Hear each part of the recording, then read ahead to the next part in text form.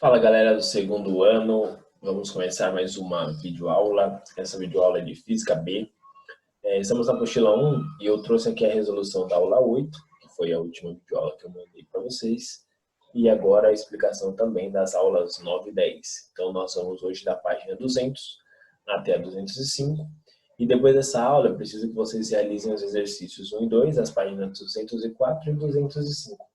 E as tarefas mínimas dessas três aulas aí, tá bom? Então, bora lá.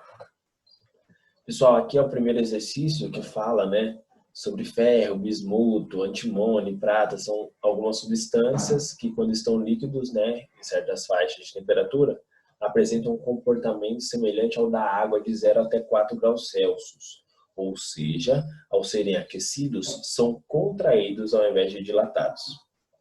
E ele fala lá: com alguma atenção, é possível notar alguns efeitos associados à dilatação ou contração anômala da água em nosso cotidiano. Um desses efeitos é qual? Gente, é o fato do gelo ser formado na porção superior da água. E a explicação é que a água, quando ela é resfriada de 4 até 0 graus Celsius, ao invés de, por reduzir a temperatura, ela reduzir o volume, ela faz o contrário, ela aumenta esse volume. Então, o gelo tem um volume maior, ou seja, a densidade do gelo fica menor, então ele fica na porção superior da água. Tudo bem?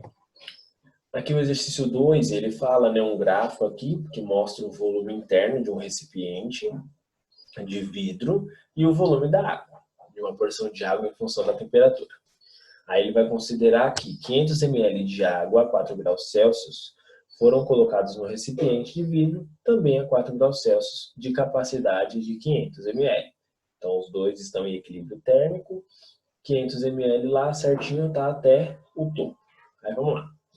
Com relação a essa situação, são feitas algumas afirmações.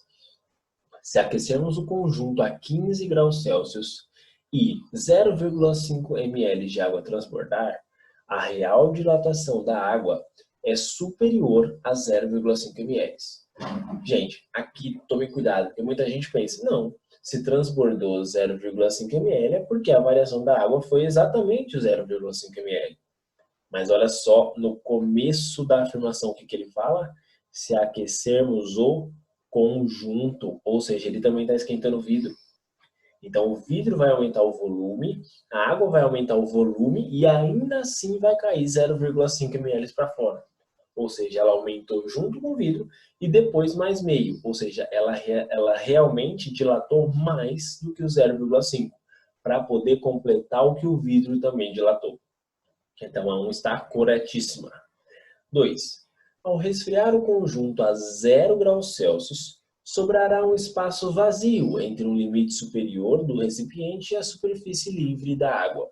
Pessoal, mentira. Olha só no gráfico. Quando você baixa essa temperatura, o volume desse recipiente cai para cá e o volume da água aumenta, ou seja, não, vai dar errado isso aí, não vai ter espaço vazio. A água vai ter que transbordar desse recipiente aí, porque ele vai diminuir e ela vai aumentar. Então a 2 está errada. 3. Para água líquida, a qualquer outra temperatura diferente de 4 graus Celsius, a água transbordará do recipiente. Pessoal, olha o gráfico. O único lugar que o volume dos dois é perfeitamente o mesmo é aqui, em 4 graus Celsius. Para cá, a água passa. Para cá, a água passa. Então a 3 está correta. Qualquer outra temperatura que não for 4 graus Celsius vai transbordar água. 4. Para temperaturas superiores a 4 graus Celsius, o coeficiente de dilatação volumétrica da água é constante. Pessoal, incorreto. Se fosse constante, seria uma linha reta, E não essa parábola aqui, basicamente, que nós estamos vendo, Então, está errado essa afirmação. Então, apenas as afirmações 1 e 3 são corretas. Então, bora agora para a aula 9 e 10, que fala sobre quantidade de calor sensível. A gente sabe que uma quantidade de calor entra num corpo, que estava a uma temperatura θ, como vocês podem ver aqui, e ocorrem duas coisas. Ocorre o efeito mecânico, que esse corpo vai dilatar, e ocorre o efeito térmico, que vai ocorrer ou uma alteração na temperatura desse corpo, ou uma mudança de estado, mantendo a temperatura constante. Mas depois a gente fala sobre esse. Olha só. A gente vai estudar dois conceitos bem importantes, que são chamados de capacidade térmica e calor específico. Capacidade térmica é do corpo, pessoal. Eu estou falando de um corpo inteiro, né? E o que é a capacidade térmica? Capacidade térmica é a quantidade de calor dividido pela variação de temperatura que essa quantidade causou. Por exemplo, um corpo A que tem 300 calorias por grau Celsius de capacidade térmica. O que isso significa? É que se eu quiser mudar 1 grau Celsius de temperatura nesse corpo, eu tenho que fornecer para ele 300 calorias. Agora aqui é calor específico da substância. Olha só, esse calor específico é uma constante da própria substância. É só pegar a capacidade térmica e dividir pela massa daquele corpo inteiro. E aí você vai ter o calor específico da substância que ele é formado. Então, olha só, o calor específico da água é 1 caloria por grama grau Celsius. Por que por grama grau Celsius? Olha só, não já era caloria por grau Celsius? Eu estou pegando caloria por grau Celsius e dividindo pela massa. E a massa é medida em gramas nesse caso. Então, 1 caloria por grama grau Celsius. O que significa isso? É que 1 caloria consegue fazer com que 1 grama de água varie 1 grau Celsius.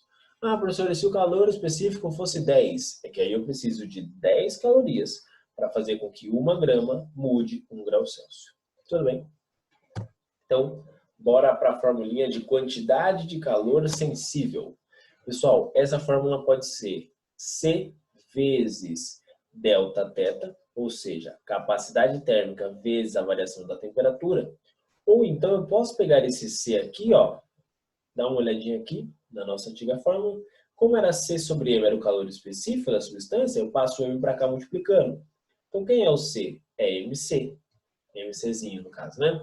Então eu troco esse Czão por MCzinho. Então vai ficar Q é igual a M vezes C vezes delta θ, né? Que é de temperatura. Pessoal, muitas vezes nós lembramos dessa fórmula como QMACT, de T de temperatura. Então, QMACT. Tá? Então, quantidade de calor em calorias, capacidade térmica em caloria por grau Celsius, variação da temperatura em grau Celsius, massa em gramas e calor específico em caloria por grama por grau Celsius. Pessoal, as unidades empregadas são as seguintes, né? Usualmente nós usamos caloria, grama, grau Celsius, caloria por grau Celsius, caloria por grama, grau Celsius. E quando eu falo sobre molaridade, né? Caloria por mol por grau Celsius. Mas no sistema internacional é joule, quilograma, Kelvin, joule por Kelvin, joule por quilograma Kelvin ou joule por mol Kelvin. Tudo bem? Depois a gente vai estudar essas transformações. Pessoal, uma das transformações bem importantes, que é legal vocês saberem, é que 1 caloria por grama grau Celsius da água pode se transformar em 4,2 vezes 10 a terceira joule por quilograma vezes Kelvin, tá? Então, gravem aí essa constante, porque nós poderemos usar essa daqui quando o exercício nos fornecer dados em joule, quilograma e Kelvin. O exercício resolvido para a gente aplicar essa fórmula. Em um laboratório de física, uma amostra de 20 gramas de cobre recebeu 186 calorias de calor de uma determinada fonte térmica. Sabendo que o calor específico do cobre é 0,093 caloria por grama grau Celsius, determine a variação de temperatura sofrida pela amostra. Então, olha só os dados que nós coletamos.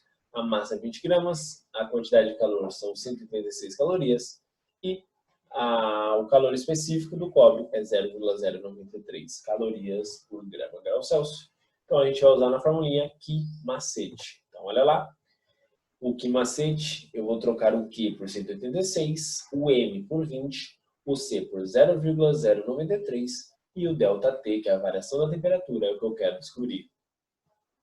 Então, isolando ele, nós temos que a variação de temperatura do cobre foi de 100 graus Celsius. Pessoal, Esse foi o exercício resolvido, só para a gente, né, ter uma breve aplicação dessa fórmula. Espero que vocês tenham gostado da aula e acredito que vocês já conseguem resolver todos os demais exercícios. Mas qualquer dúvida, qualquer empecilho, qualquer problema, por favor, manda mensagem para mim lá no WhatsApp que eu responderei vocês. Tudo bem? Muito obrigado e valeu, pessoal!